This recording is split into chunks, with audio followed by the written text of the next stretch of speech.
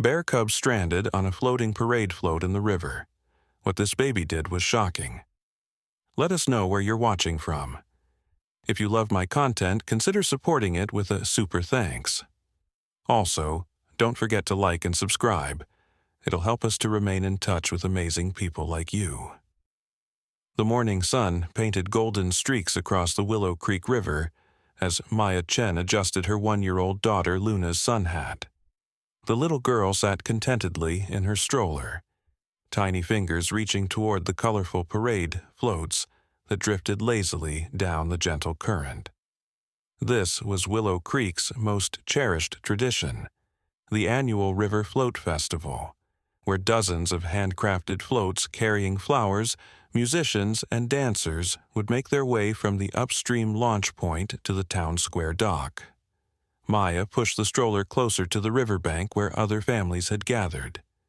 Children squealed with delight as a float shaped like a giant sunflower passed by, its petals made from hundreds of yellow tissue paper roses.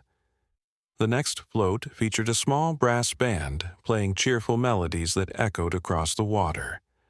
Luna clapped her chubby hands together, babbling happily at the spectacle. "Look at that one, sweetheart."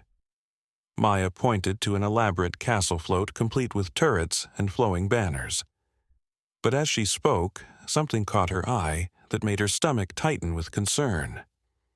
On a float decorated with autumn leaves and pumpkins, about 50 yards downstream, a small, dark shape moved frantically back and forth. At first, Maya thought it might be a dog that had somehow gotten aboard, but as the float drifted closer, her breath caught in her throat. It was a bear cub, no bigger than a medium-sized dog, pacing desperately on the wooden platform. The cub's mother was nowhere to be seen. The little bear kept looking toward the shore, then back at the water, clearly terrified and confused about how it had ended up in such a predicament. Its fur was a rich chocolate brown, and Maya could see its small chest rising and falling rapidly with panic. "Oh my God," Maya whispered, her hand instinctively moving to Luna's stroller handle.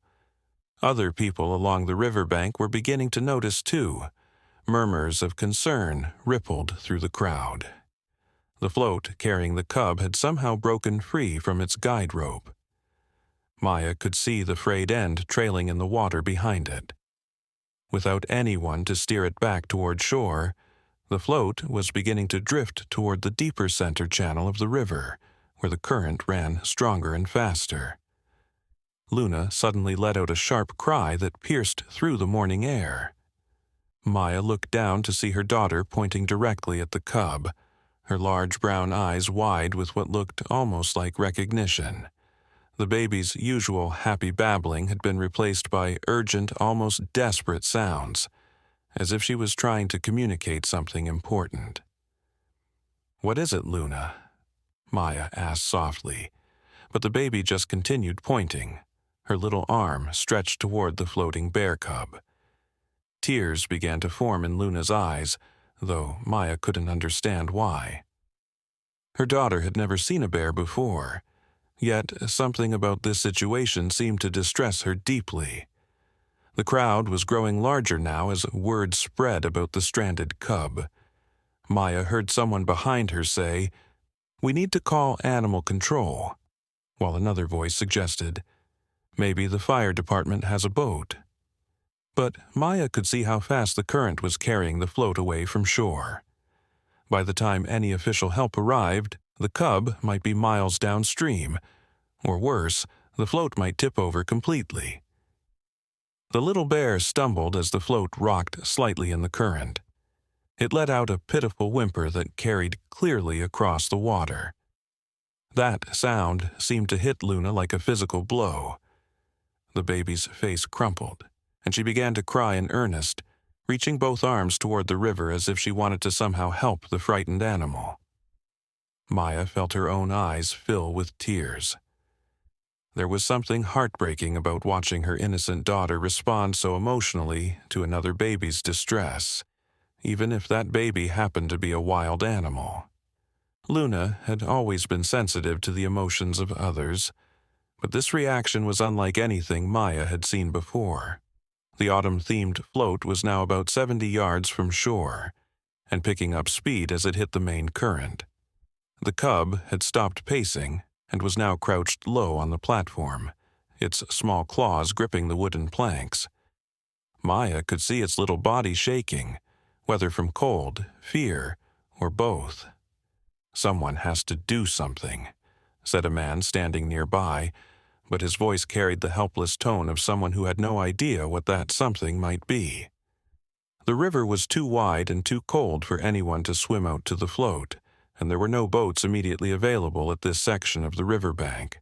Luna's cries grew more urgent, and she began to struggle against her stroller straps. Maya had never seen her daughter so agitated. The baby kept pointing at the cub, making sounds that almost seemed like she was trying to call to it across the water. It was impossible, of course, but Maya could have sworn the cub's head turned toward them when Luna's voice rose above the other sounds of the crowd. The morning that had started so peacefully was rapidly becoming a nightmare, and Maya felt completely powerless to help either the terrified cub or her own distressed daughter. As the float continued its journey downstream, carrying its unwilling passenger further from safety, Maya realized that something extraordinary was about to unfold, though she had no idea just how extraordinary it would turn out to be.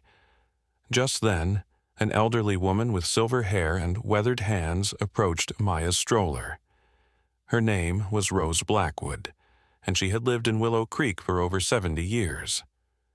Rose had been watching the scene unfold with a strange expression on her face, as if she recognized something that others couldn't see. "That baby of yours," Rose said quietly, her voice barely audible above the crowd's worried chatter. "She's got the gift, doesn't she?" Maya looked at Rose with confusion. "What gift? I don't understand." Rose's eyes never left Luna, who was still reaching desperately toward the river, tears streaming down her chubby cheeks. "My grandmother used to tell stories about children born with a special connection to wild creatures. They say it skips generations, sometimes decades." Rose paused, studying Luna intently. "I haven't seen it in 50 years, but I'd know those signs anywhere." Before Maya could ask what Rose meant, Luna suddenly stopped crying.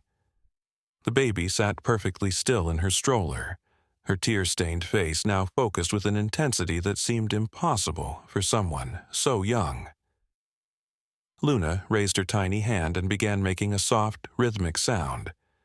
Not quite humming, not quite singing, but something in between. The effect was immediate and startling. The bear cub, now nearly 100 yards downstream, lifted its head and looked directly at Luna. The little bear's panicked movement slowed, and it sat down on the float, never taking its eyes off the human baby on the shore. "Dear Lord," Rose whispered, "she's actually communicating with it." Maya felt goosebumps rise on her arms. "That's impossible. Babies can't, animals don't." But even as she spoke, she could see that something extraordinary was happening.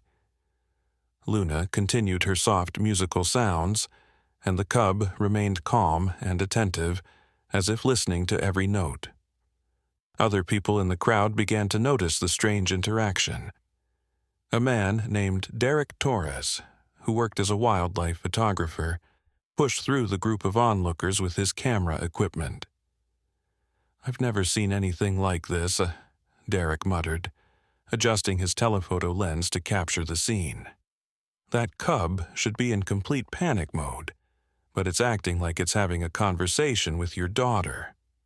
The float was now approaching a bend in the river where the water deepened significantly. Maya could see white caps forming where the current hit rocks beneath the surface. If the float made it around that bend, rescue would become nearly impossible. Luna's musical sounds grew more urgent, and incredibly, the cub responded by standing up and moving to the edge of the float closest to shore. It began making its own soft sounds, not the frightened whimpers from before, but something that almost seemed like an answer to Luna's call. "This is crazy," said a woman standing nearby. "It's like they understand each other." Rose nodded knowingly. Animals can sense things we've forgotten how to feel.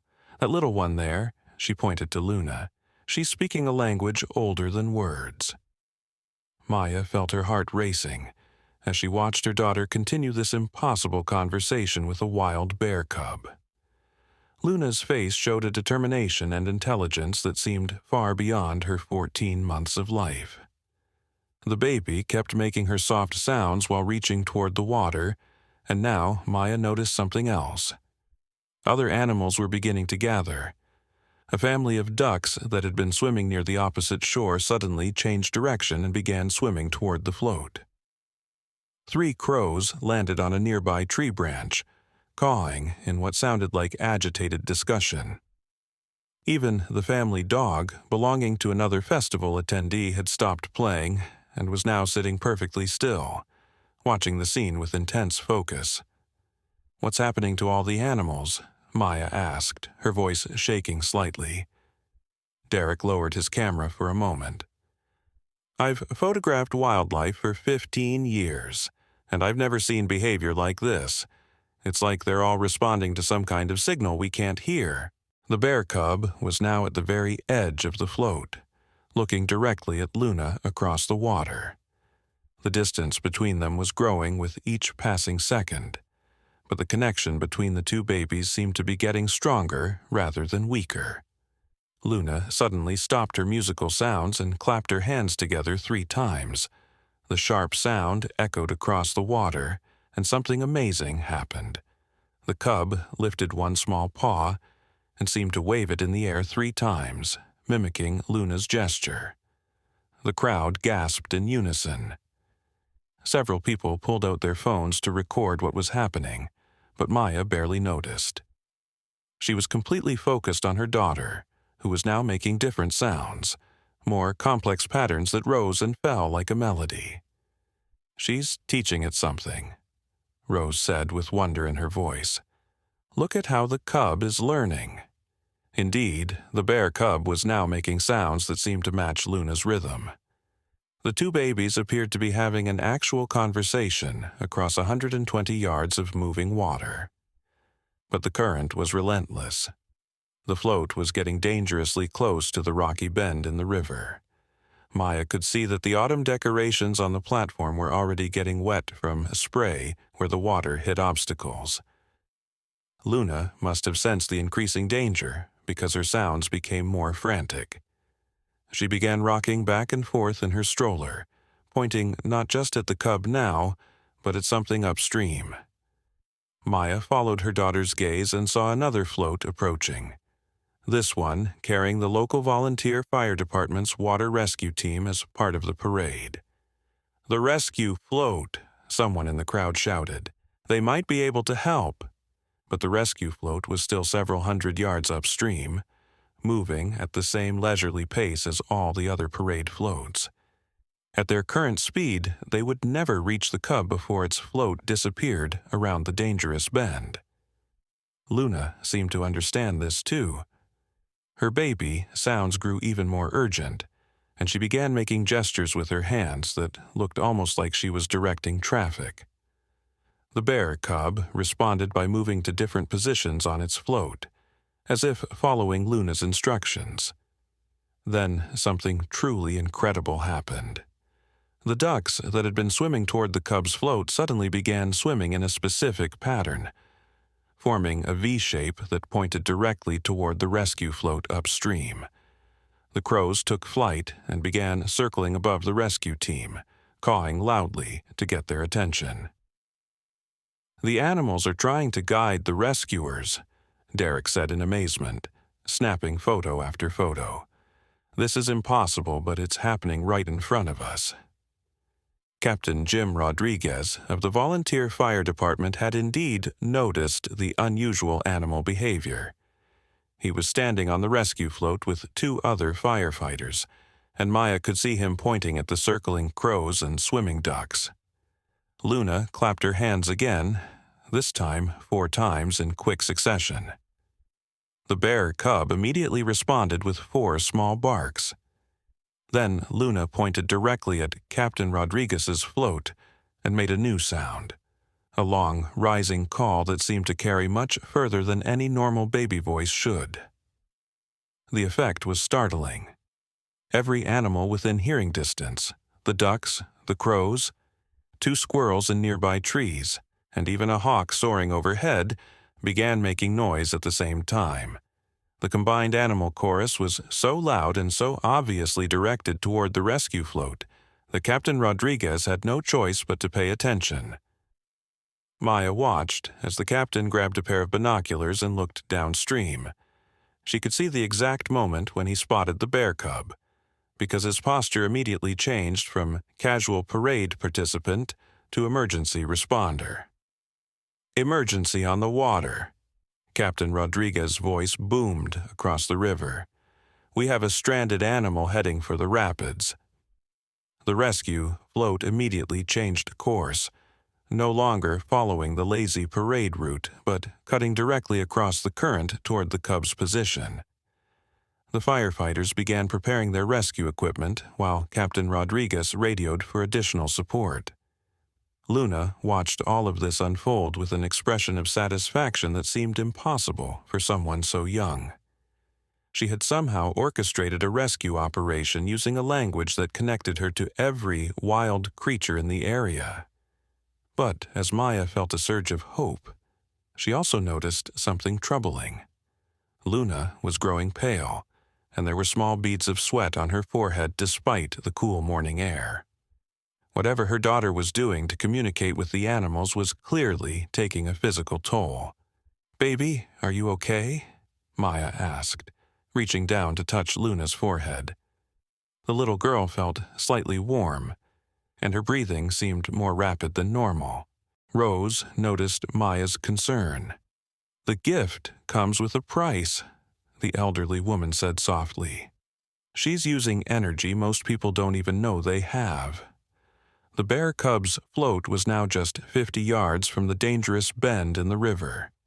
The rescue float was closing the distance, but it was going to be close, very close. Maya could see Captain Rodriguez and his team preparing their rescue equipment, but they were still at least 70 yards away from the cub. Luna made one more sound, a soft, almost whispered call across the water.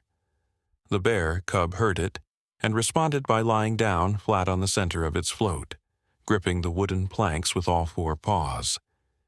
It was preparing for whatever was about to happen.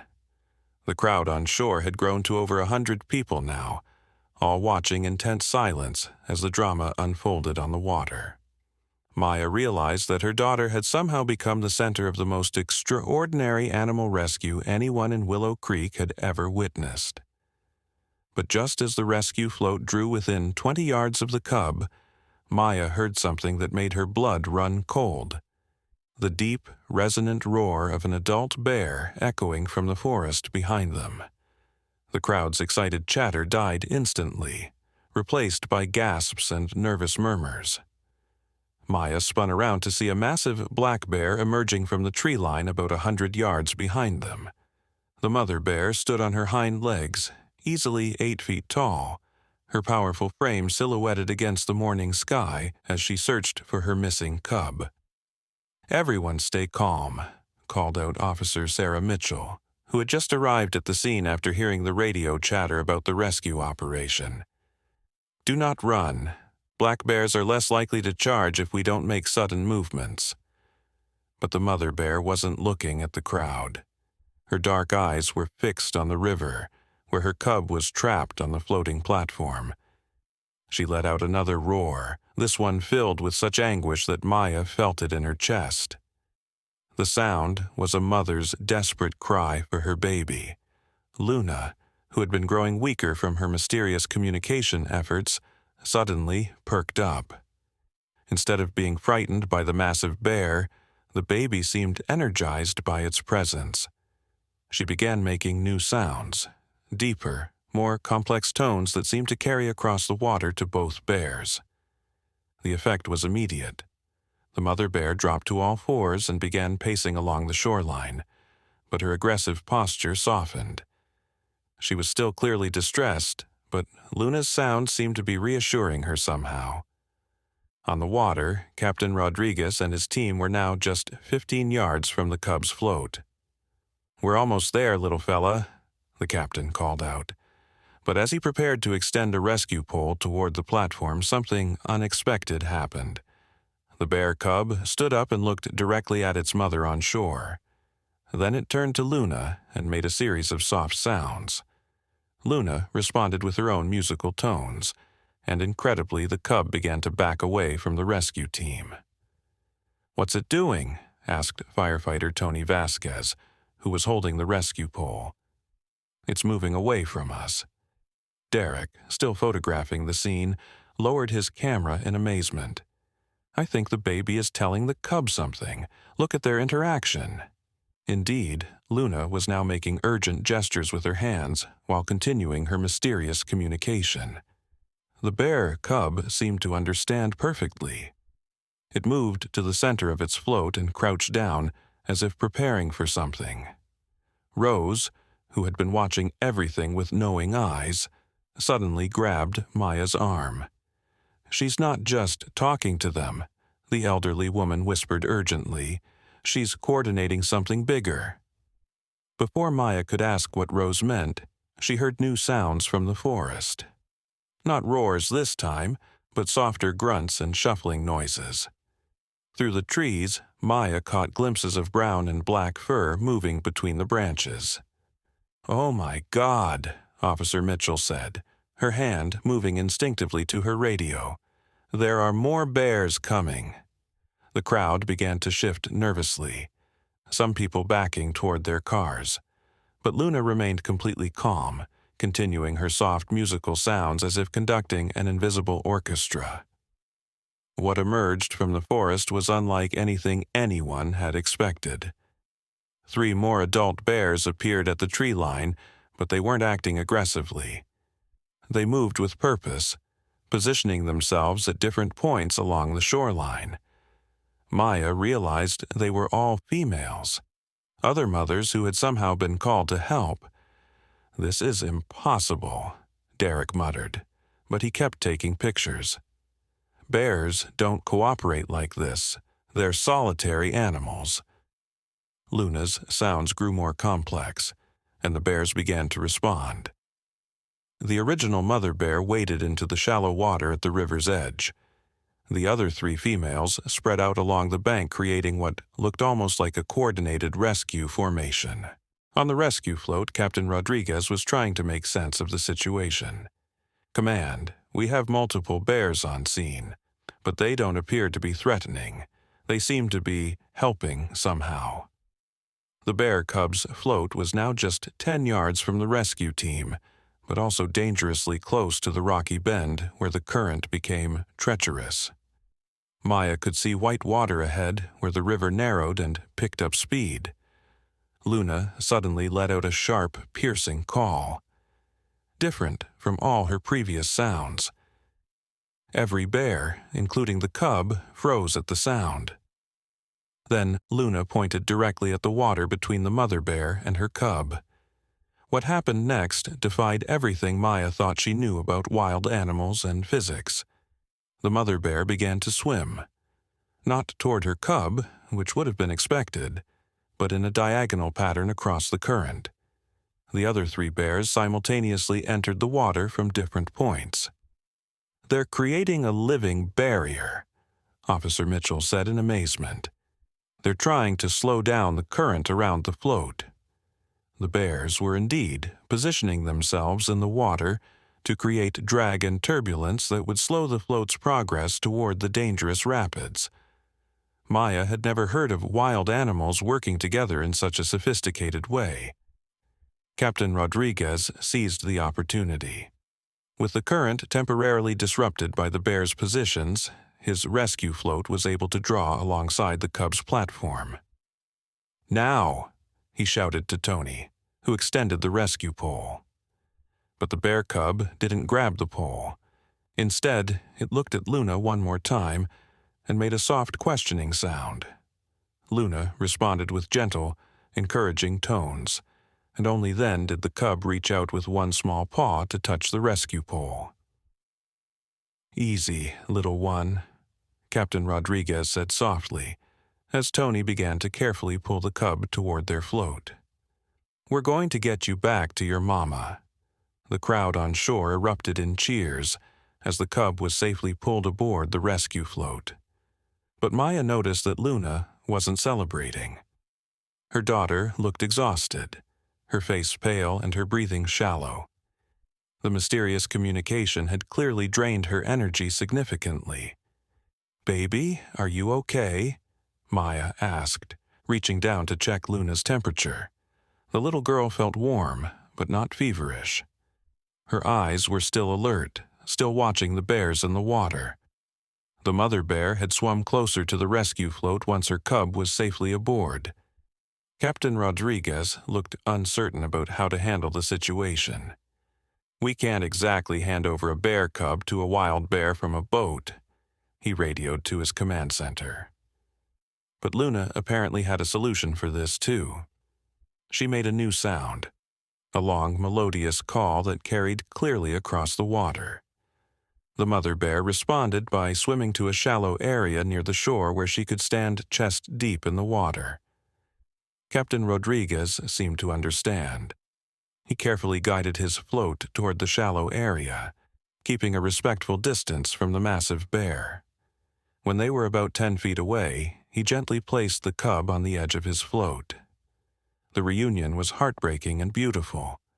The mother bear called softly to her cub, who immediately jumped into the water and swam to her.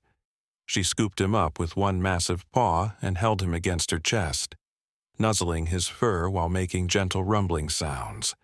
The crowd watched in awe as the mother bear carried her cub to shore, where the other 3 females had also emerged from the water. The 4 adult bears surrounded the cub, sniffing and nuzzling him to make sure he was unharmed. Luna watched all of this with obvious satisfaction, but Maya could see her daughter was reaching her limits. The baby's eyelids were drooping, and she was leaning heavily against her stroller's padding. "The gift takes everything from them the first few times," Rose explained quietly. "She needs to rest now, or she could make herself seriously ill." But just as Maya was about to take Luna home, something else happened that changed everything. The mother bear, still holding her cub, began walking directly toward the crowd of people. Panic rippled through the spectators. "Everyone back away slowly," Officer Mitchell commanded, but her voice was tight with worry. "Do not run, but give the bears plenty of space." The crowd began to retreat, but Maya found she couldn't move. Luna was making soft, reassuring sounds, and somehow Maya knew they needed to stay. The baby seemed to be in communication with the approaching bear family.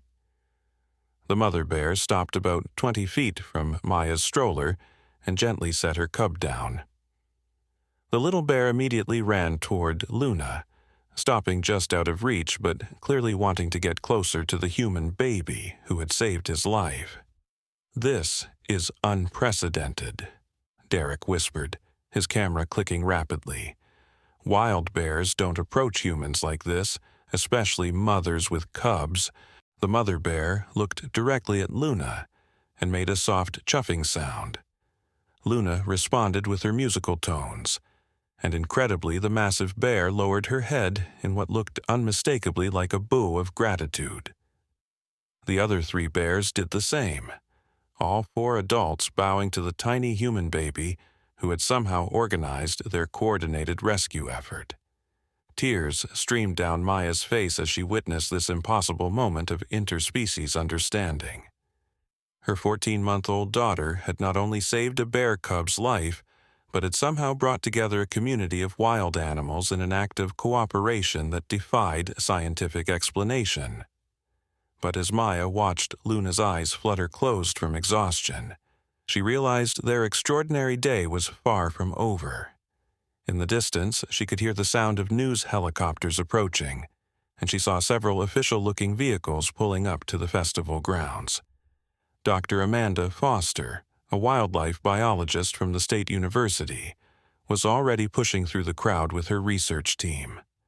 "I got the call about unusual bear behavior," she said breathlessly. "But this is beyond anything I've ever documented." The bears seemed to sense the growing commotion. The mother bear called to her cub, who reluctantly left his position near Luna's stroller. The 4 adult bears began to retreat toward the forest, but not before the mother took one last look at the sleeping human baby. Rose leaned close to Maya. "This isn't the end," she said quietly. "When a child shows this kind of gift, word spreads.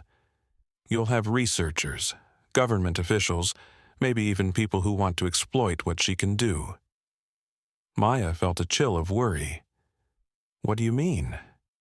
"I mean, your life just changed forever," Rose replied, "and so did hers." As the bears disappeared into the forest and the crowd began to disperse, Maya realized that Rose was probably right. Luna's extraordinary abilities would attract attention from people who might not have the best intentions. But for now, her daughter was safe and sleeping peacefully, having accomplished something that would be talked about in Willow Creek for generations to come. Maya gently pushed the stroller toward their car, unaware that someone in the dispersing crowd was already making phone calls about what they had witnessed. Dr. Foster was taking detailed notes and interviewing witnesses, but her real interest was in the sleeping baby who had somehow communicated with wild bears.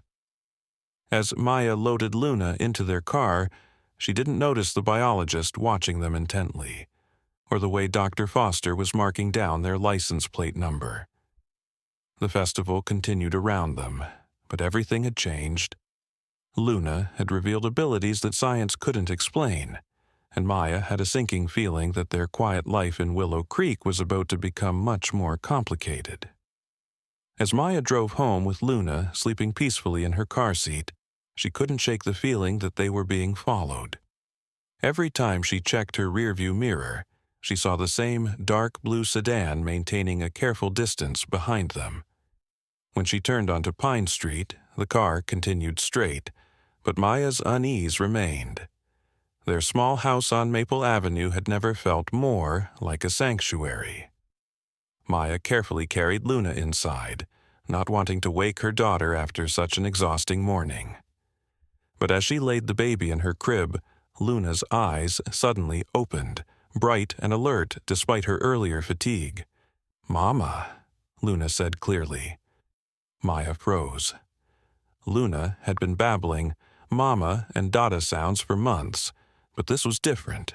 This was a clear, intentional word spoken at exactly the right moment. "Did you just—" Maya began, but Luna was already pointing toward the window that faced the backyard. Maya looked outside and gasped. Standing at the edge of their property, barely visible among the trees, was the mother bear from the river. She wasn't approaching the house, just watching, as if making sure Luna had arrived home safely.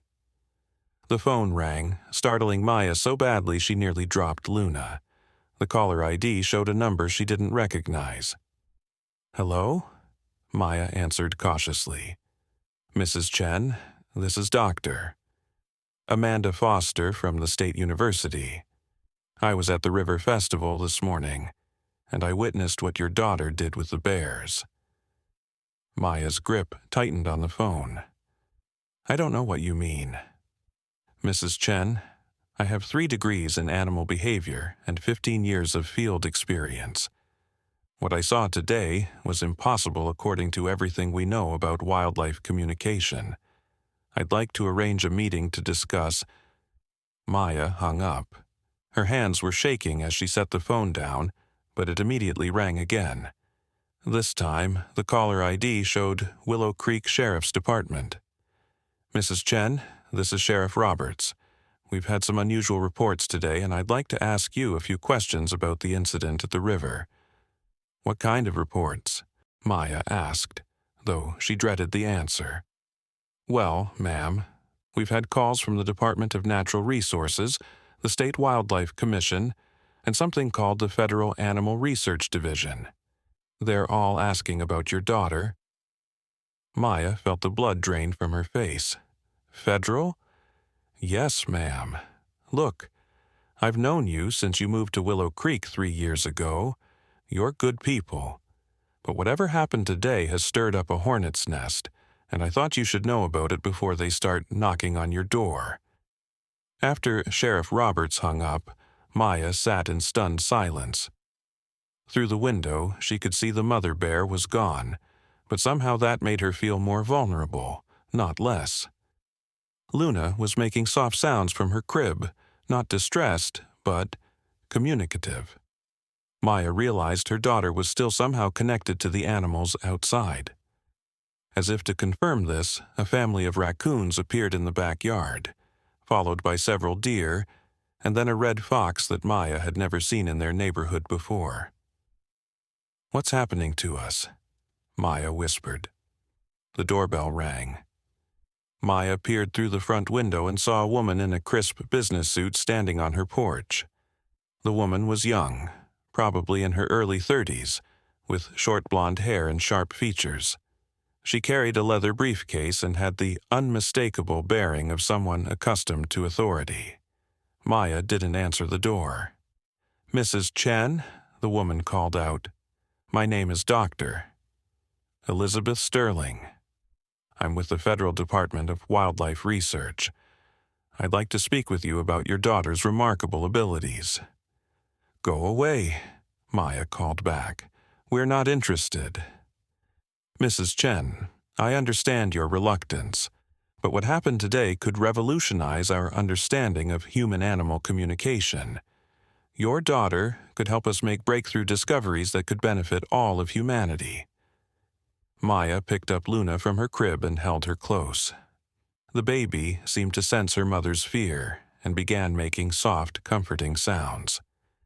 "I know this is overwhelming, Doctor," Sterling continued through the door, "but there are others like Luna, children with similar gifts.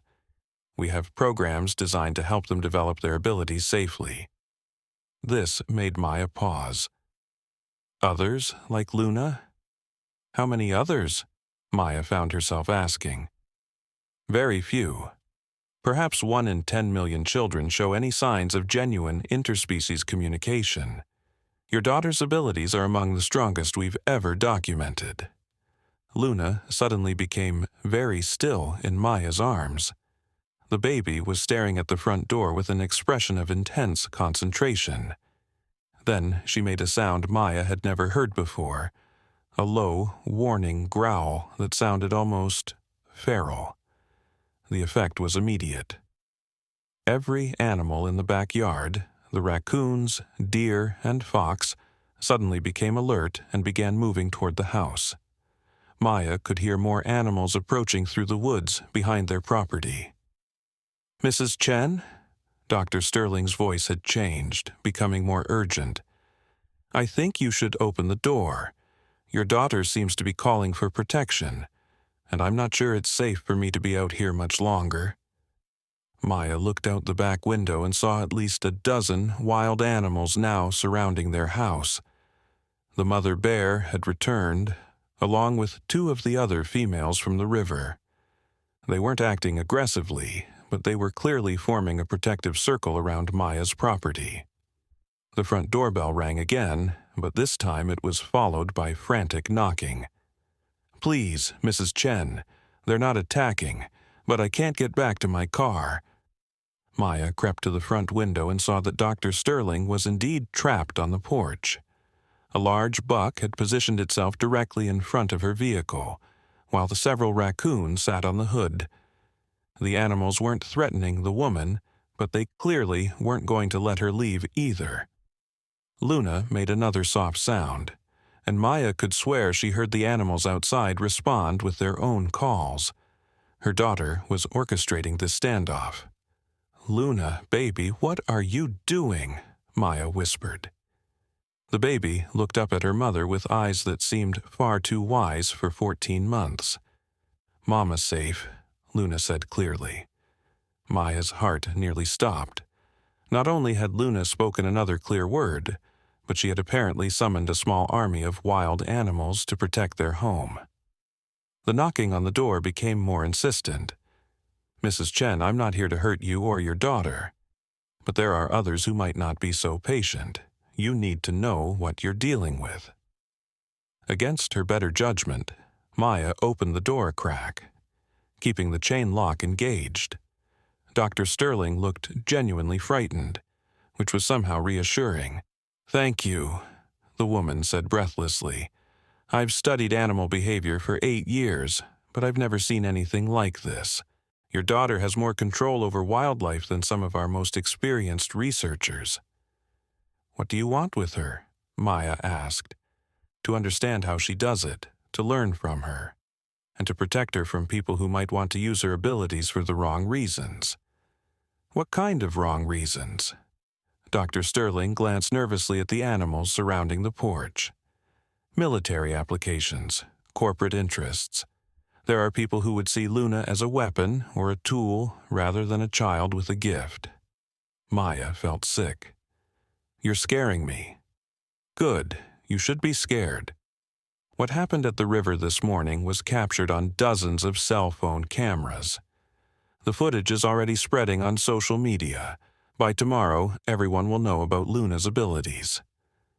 As if summoned by Dr. Sterling's words, Maya's phone began buzzing with notifications. Text messages, missed calls, and social media alerts were flooding in.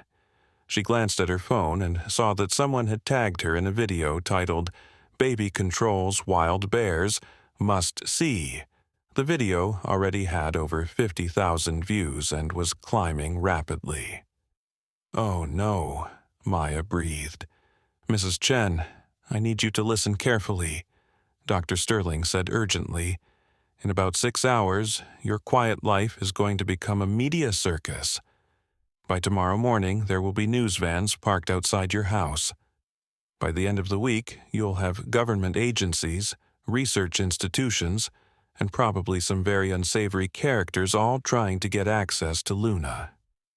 Maya looked down at her daughter, who was still making soft sounds that seemed to keep the surrounding animals calm and protective. "What am I supposed to do?" Maya asked. "Let me help you. I work for a legitimate research division that prioritizes the well-being of children with unusual abilities. We can provide protection, resources, and guidance while Luna learns to control her gift." "And what do you get out of it?" "The chance to study the most remarkable case of human-animal communication ever documented. But Mrs. Chen, with or without my help, Luna's abilities are going to attract attention. The question is whether you want that attention to come from people who have her best interests at heart, or from those who don't." Luna suddenly let out a sharp cry, and every animal surrounding the house became alert. Maya could hear new sounds in the distance, car engines, multiple vehicles approaching their quiet street. "They're already here, Doctor," Sterling said grimly. "The first wave. Probably local news, maybe some amateur researchers who monitor police scanners." Maya could see headlights turning onto Maple Avenue. Not just 1 or 2 cars, but what looked like a convoy of vehicles.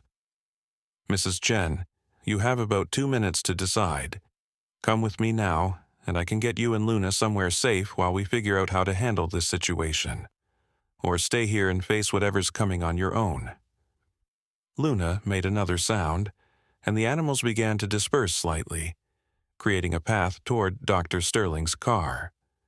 The baby seemed to understand that they needed to make a choice. Maya looked at the approaching vehicles, then at her daughter's trusting face, then at Dr. Sterling's earnest expression. "If I come with you," Maya said, "what guarantees do I have that you won't just disappear with Luna and use her for your own research?" Dr. Sterling reached into her briefcase and pulled out an official-looking document. "This is a voluntary cooperation agreement. It gives you complete legal control over Luna's participation in any research. You can withdraw consent at any time, and you'll be compensated for any inconvenience. Most importantly, it legally prevents anyone else from gaining access to Luna without your explicit permission. The sound of car doors slamming echoed down the street. Maya could see people with cameras and recording equipment getting out of vehicles. "Mama," Luna said, looking up at her mother with complete trust. Maya made her decision.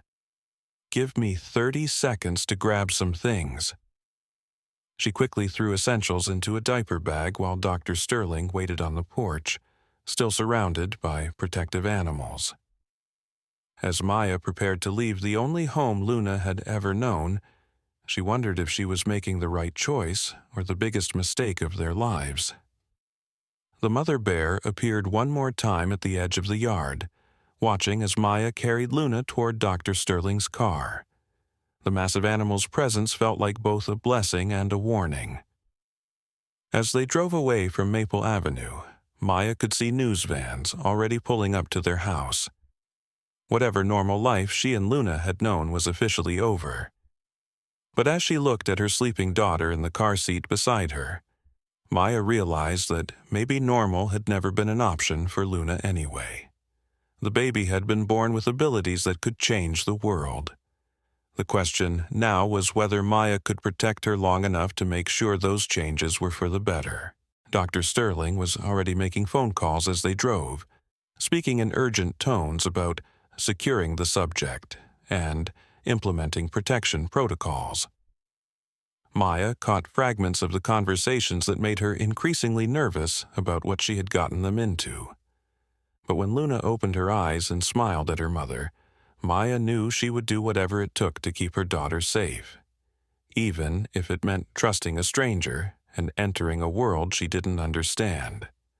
Dr. Sterling drove them through the winding mountain roads for nearly an hour, taking several unexpected turns that Maya suspected were meant to confuse anyone who might be following them.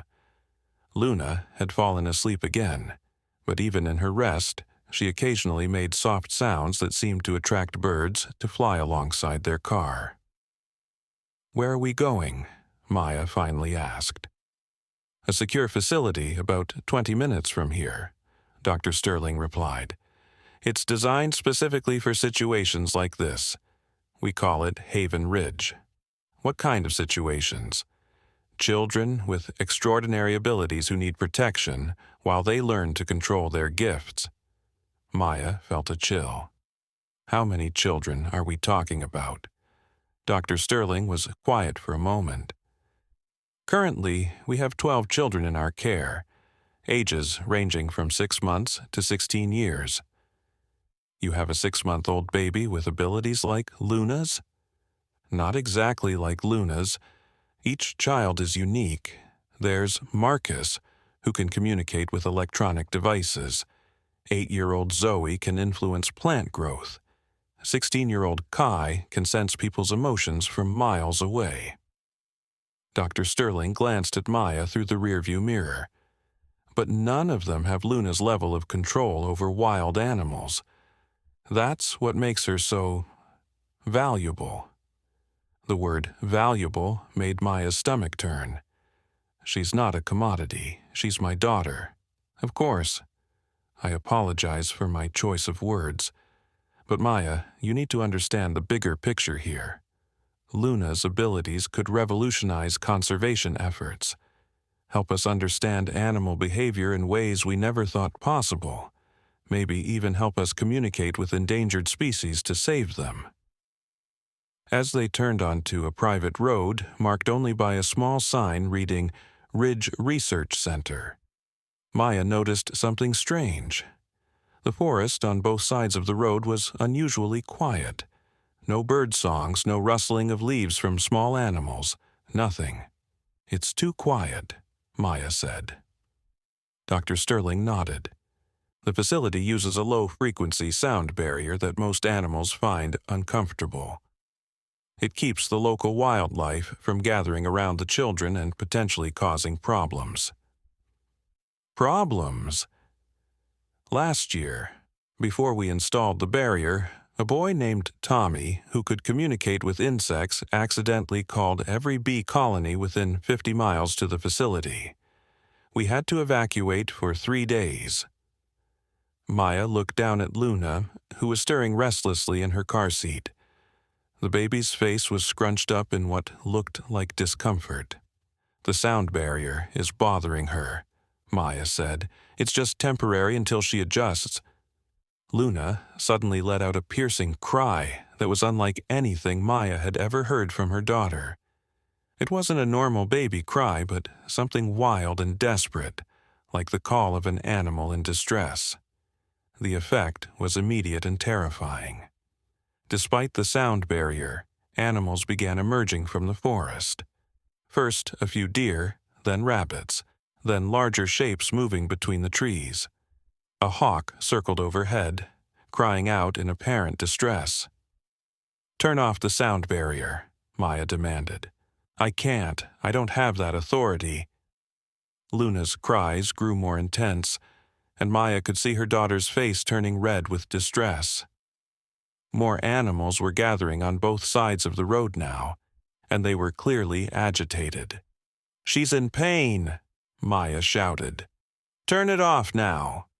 Dr. Sterling grabbed her radio. "Control, this is Sterling. We need the perimeter barrier shut down immediately. The new subject is having an adverse reaction." "Negative, Sterling. Protocol requires the barrier to remain active during intake procedures." A massive black bear, not the mother from the river, but an even larger male, stepped into the road ahead of them, forcing Dr. Sterling to slam on the brakes. "Control, we have a code red situation. Multiple animals breaching the perimeter. Shutting down barrier now." Dr. Sterling reached under her dashboard and flipped a switch. Immediately, Luna's cries began to quiet, and the visible tension in her small body started to relax. "Thank you," Maya whispered, stroking her daughter's hair. But their relief was short-lived. As they approached the main building of Haven Ridge, Maya could see that it looked more like a fortress than a research center. High walls, security cameras, and armed guards at the entrance. "This looks like a prison," Maya said. "It's for protection, Doctor," Sterling assured her. But Maya noticed the guards were facing inward toward the building, not outward toward potential threats. As they passed through the security checkpoint, Maya saw something that made her blood run cold. In one of the windows of the main building, she glimpsed a child, a boy who looked to be about 10 years old, pressing his hands against the glass. His mouth was moving as if he was shouting, but no sound reached them. "Dr. Sterling," Maya said carefully, "are the children here by choice?" "The younger ones don't really have a choice, do they? Their parents make decisions for them, just like you're doing for Luna. But the older ones?" Dr. Sterling didn't answer immediately. When she did, her voice was different, colder. "Some of them have been here so long they don't remember life outside these walls. It's easier that way." Maya felt panic rising in her chest. "I want to leave, now." "I'm afraid that's not possible, Maya. You signed the cooperation agreement." "I didn't sign anything." Dr. Sterling smiled, but it wasn't a kind expression. "Actually, you did. When you got in my car and allowed me to drive you here, you gave implied consent. Our legal team is very thorough." Maya looked around desperately. They were now inside the facility's walls, and she could see the guards had closed the gates behind them. Luna was making soft, distressed sounds, as if she could sense her mother's fear. "You lied to me," Maya said. "I told you the truth about Luna's abilities being extraordinary. I told you the truth about there being people who want to exploit her. I just didn't mention that we're one of those people." Dr. Sterling parked the car in front of the main building, where several people in white coats were waiting. Maya recognized the look of researchers preparing to examine a new subject. "The difference between us and the others who want Luna," Dr. Sterling continued, is that we'll take very good care of her while we study her abilities. She'll be fed, housed, educated, and given the best medical care available. She'll be a prisoner. She'll be safe, and she'll help us understand abilities that could benefit all of humanity. One of the people in white coats opened Maya's car door. "Mrs. Chen, I'm Dr. Harrison, the facility director. Welcome to Haven Ridge." Maya clutched Luna tighter. "I don't want to be here." "I understand this is overwhelming, Doctor," Harrison said in a tone that was meant to be soothing but felt condescending. "But you'll find that our accommodations are quite comfortable. You and Luna will have your own suite, and you'll be able to observe her progress as she develops her abilities." "You mean as you experiment on her?" Dr. Harrison's smile faltered slightly. "We prefer the term guided development. Luna will work with our best specialists to understand and control her gifts. Think of it as a very specialized school." Maya noticed that more guards had appeared around the car, not threatening, but clearly present. Luna was looking around with wide eyes, taking in all the new faces and the sterile environment. "Mama's scared," Luna said clearly, her first words since arriving at the facility. The effect on the researchers was immediate.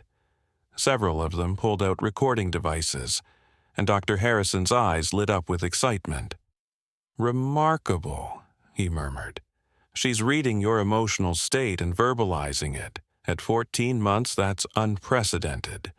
"She's not a lab rat," Maya snapped. "Of course not. She's much more valuable than that." Dr. Sterling had gotten out of the car and was speaking quietly with one of the guards.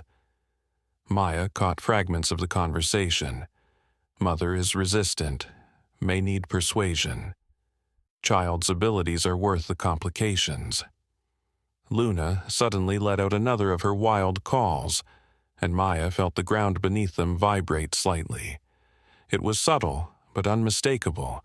Something large was moving underground. "What was that?" Dr. Harrison asked, looking around nervously. Maya felt a surge of hope. Luna was calling for help, and something was responding. The vibration came again, stronger this time.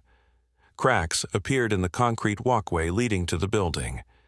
"Get them inside, now," Dr. Sterling ordered the guards.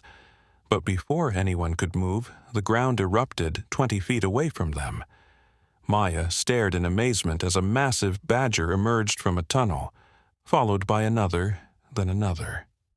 Within seconds, a dozen of the powerful digging animals had surrounded the car. "How is this possible?" Dr. Harrison stammered. "The perimeter barriers should prevent—" "Underground," Maya realized. "They came from underground. Your barriers don't extend below ground." Luna was making a continuous soft sound now, and Maya could hear answering calls from the forest beyond the walls. More animals were coming, and they were finding ways around the facility's defenses. "Lockdown!" Dr. Sterling shouted into her radio. "All personnel to secure positions. We have a massive animal incursion." The guards were trying to form a protective circle around the car, but the badgers were incredibly fast and agile. They weren't attacking the humans, but they were clearly preventing anyone from taking Maya and Luna into the building. "Your daughter is more powerful than we anticipated," Dr. Harrison said, his voice mixing admiration with concern.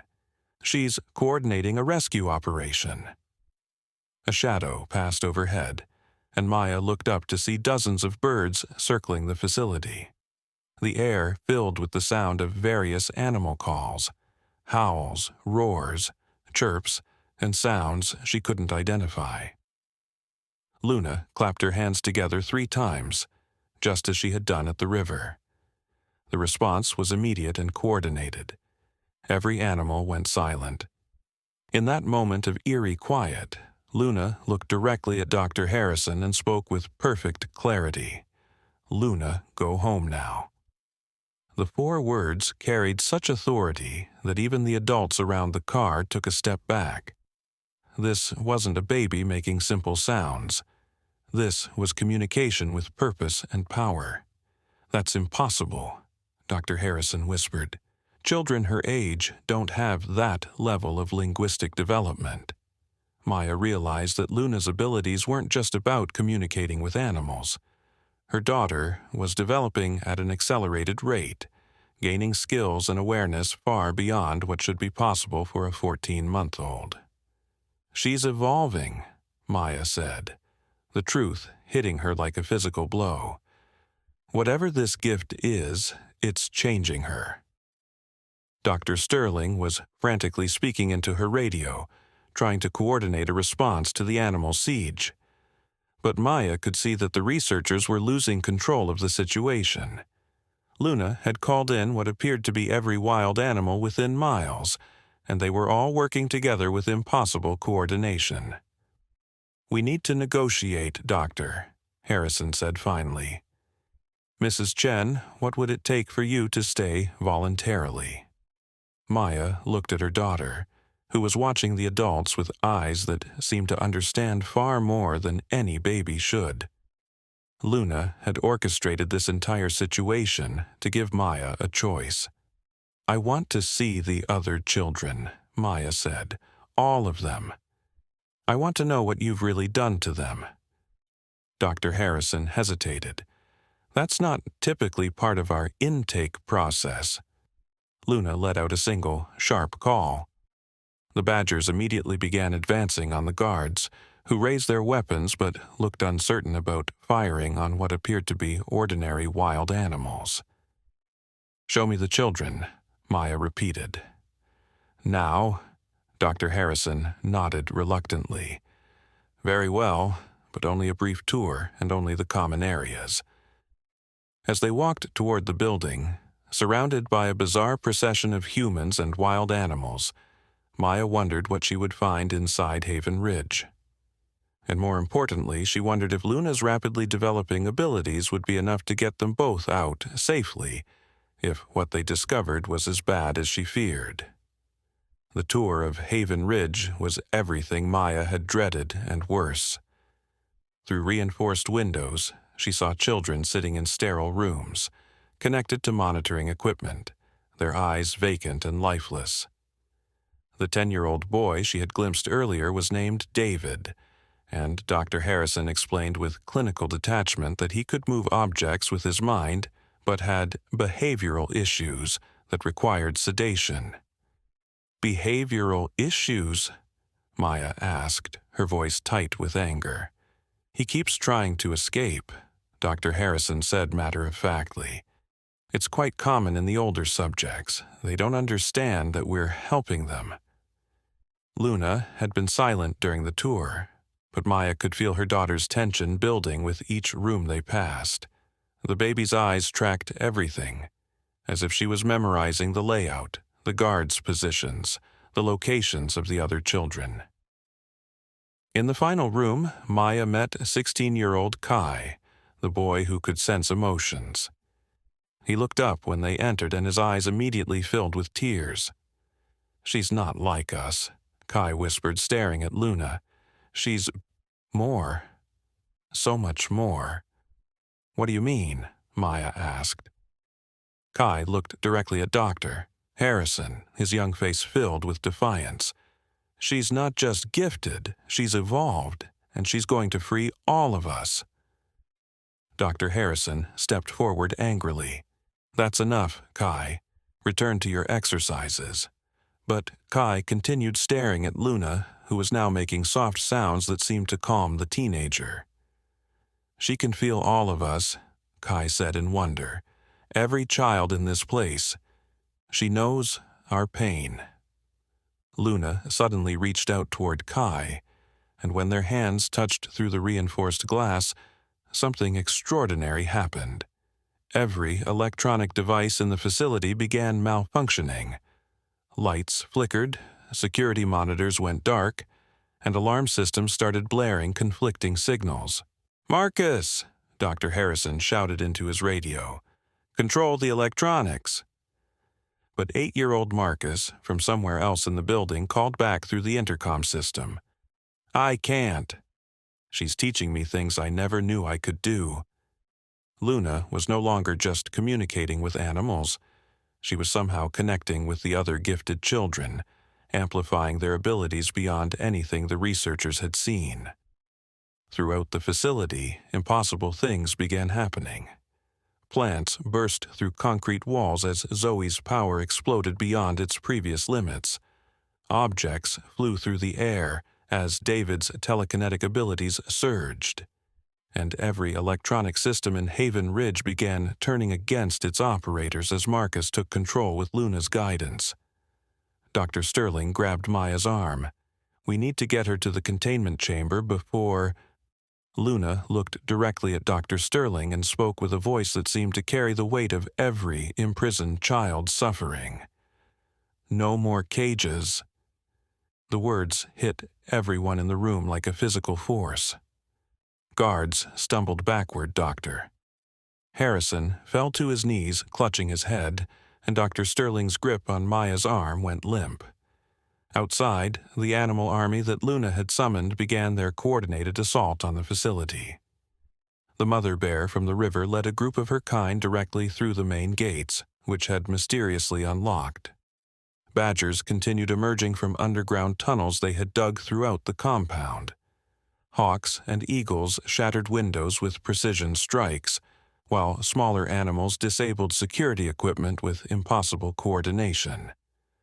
But the most amazing sight was the children themselves.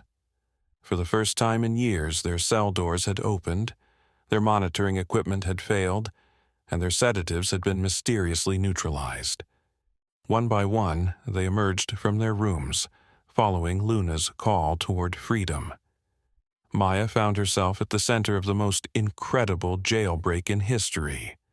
Orchestrated by her 14-month-old daughter, who had somehow connected with every gifted child and wild animal within miles. This is impossible, Doctor. Harrison gasped from the floor. One child can't coordinate this level of... She's not one child, Kai said, now standing free beside them, tears of joy streaming down his face. She's all of us. She's what we were meant to become. Luna clapped her hands one final time, and every cage, every barrier, every weapon in the facility stopped working. The children walked out of Haven Ridge as easily as leaving a playground, protected by an army of wild animals who parted before them like a living sea. As Maya carried Luna away from the crumbling facility, she turned back to see Dr. Sterling and Dr. Harrison standing among the ruins of their research center, surrounded by the very children they had tried to imprison. You were right about one thing, Maya called back to them. Luna is valuable, but not in the way you thought.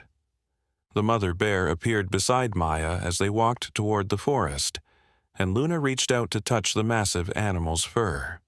For a moment, Maya saw the world through her daughter's eyes, a world where every living being was connected, where communication transcended species, where love and protection flowed naturally between all creatures. Home, Mama, Luna said softly. But as they walked away from Haven Ridge with their unlikely escort of freed children and wild animals, Maya realized that home would never be the same small house on Maple Avenue. Luna had revealed abilities that would change everything, not just for their family, but for the relationship between humans and the natural world. The bear cub from the River Festival bounded up to them, healthy and happy, followed by its mother. Luna giggled and reached toward the little bear, and Maya understood that this had all started with one small act of connection between two babies who spoke the same language of pure, innocent love. Behind them, Haven Ridge stood empty except for its former captors, who were left to contemplate a world where children like Luna could no longer be caged or controlled. As the sun set over Willow Creek, Maya walked home with her extraordinary daughter. surrounded by the most beautiful and impossible sight anyone had ever witnessed. A parade of freed children and grateful animals, all following the baby who had reminded them that freedom, love, and communication were not gifts to be hoarded or exploited, but forces of nature as unstoppable as the river that had brought them all together.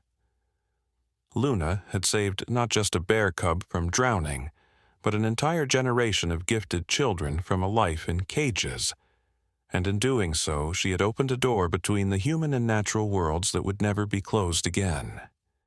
The story that began with a baby's cry of compassion at a small-town festival had become something far greater, a testament to the power of connection, the strength of love, and the beauty of the human experience.